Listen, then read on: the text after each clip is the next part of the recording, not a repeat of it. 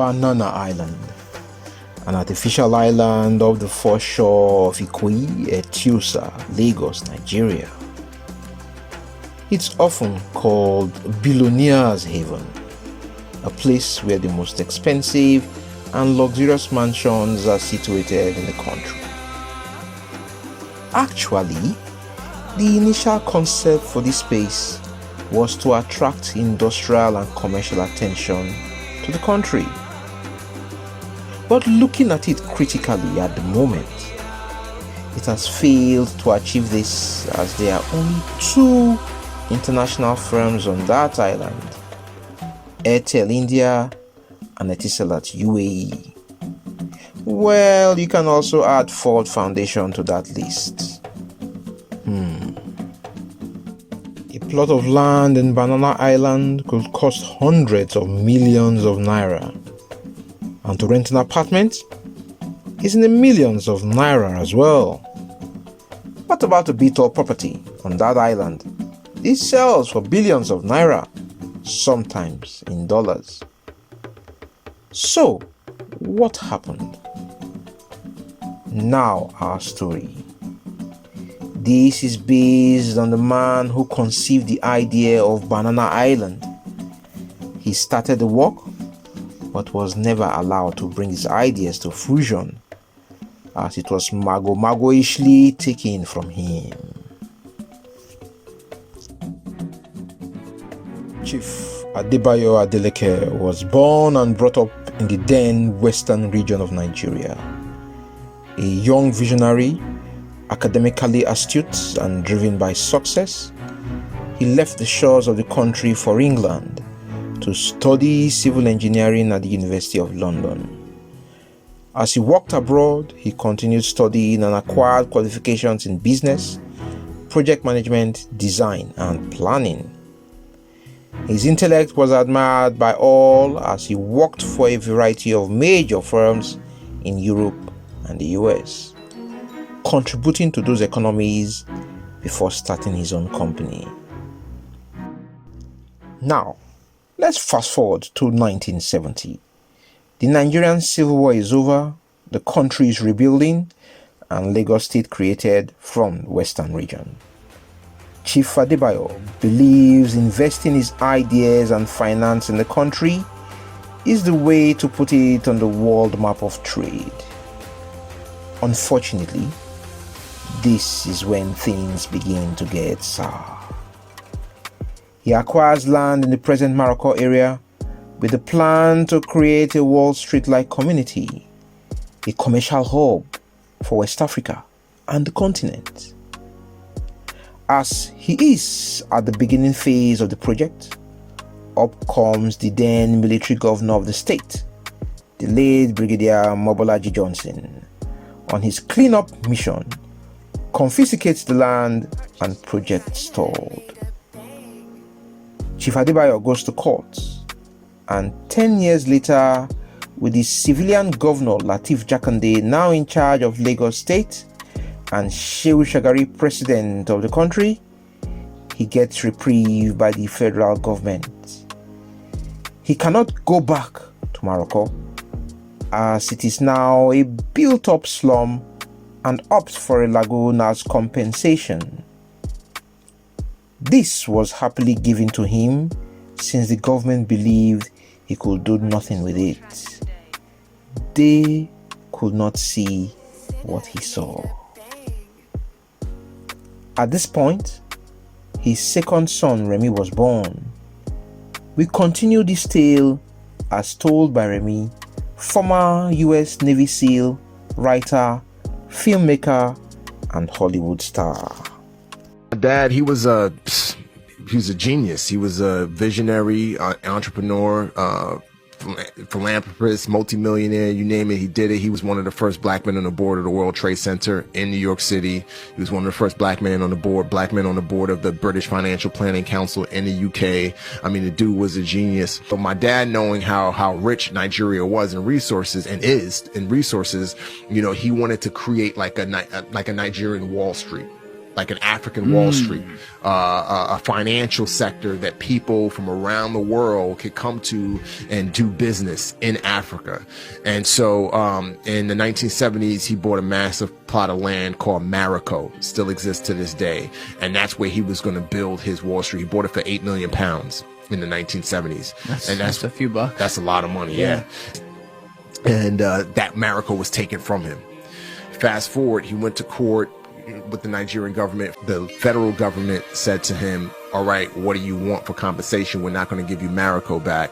What do you want? Do you want the money back? What is it that you want? And so they settled, and in the settlement, my dad requested a lagoon. It was literally a swamp, but he requested a lagoon. And the Nigerian government was like, a lagoon? What are you going to do with a lagoon? He's like, don't worry about it. Just give me the lagoon. And so what he did was he hired Dutch engineers to dredge the foreshore, create 6 interlinks, and essentially create one of the first man-made islands in Nigeria, which it exists to this day. It's now known as Banana Island. After the land had formed, and he started construction on the buildings, the Lagos state government, not the federal government, but the Lagos state government came in and said the federal government was never supposed to award him the lagoon. They said that the lagoon belonged to the state. But Nigeria is a very corrupt nation. It's historically been one of the most corrupt countries for the last 40, 50 decades.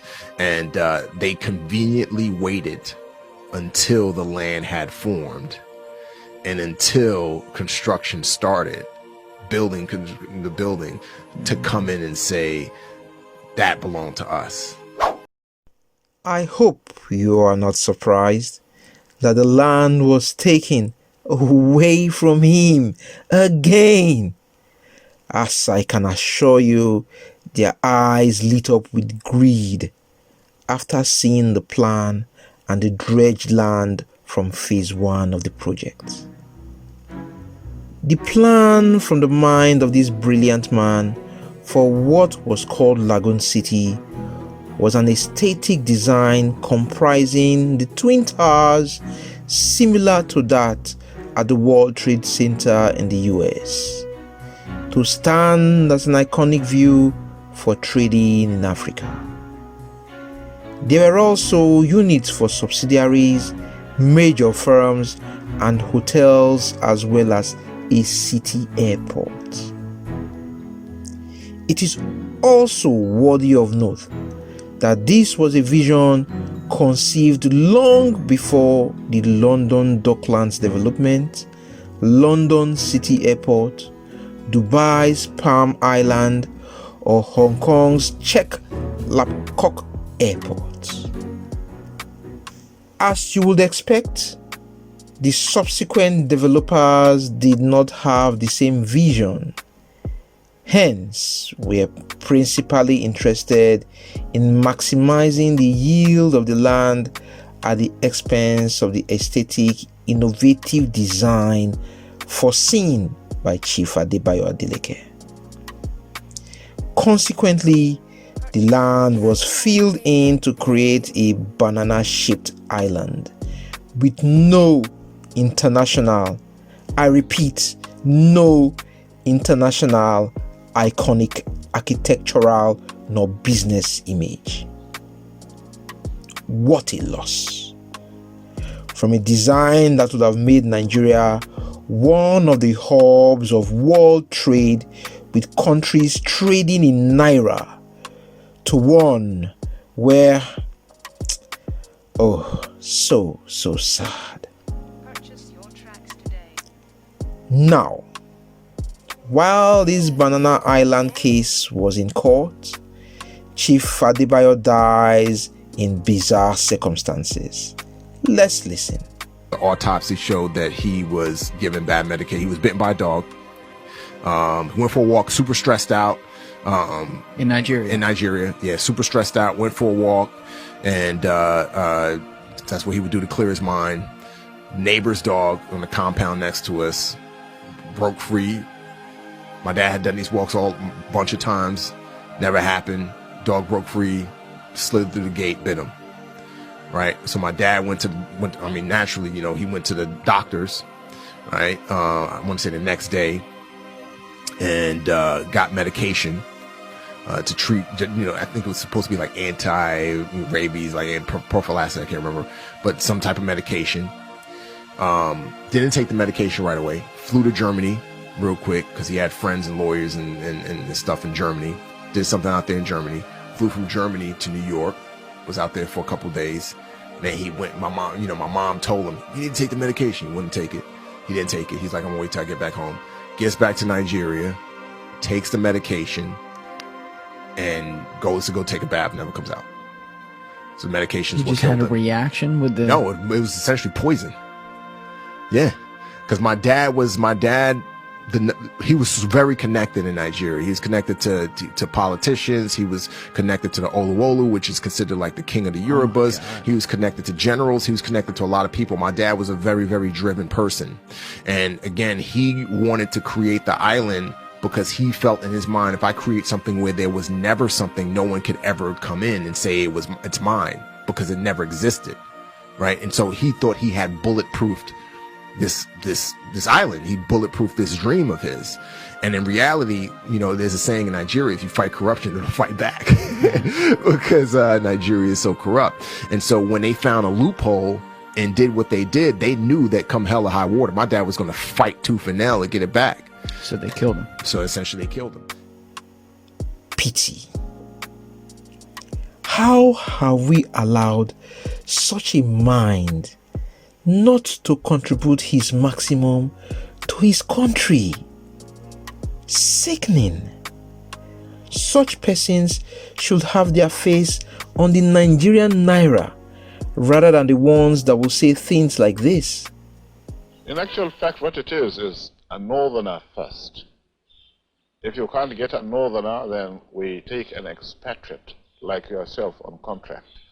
If we can't, then we can employ another Nigerian, but on contract too. This is going to be permanent, I should say, as far as I can foresee. A monument of this man should be on the island. Well, what can I say? The case is still in court with Remi's brother, John Adeyemi, spearheading the battle for the dad's legacy. As we mourn the loss of an African talent, we wish the family all the best.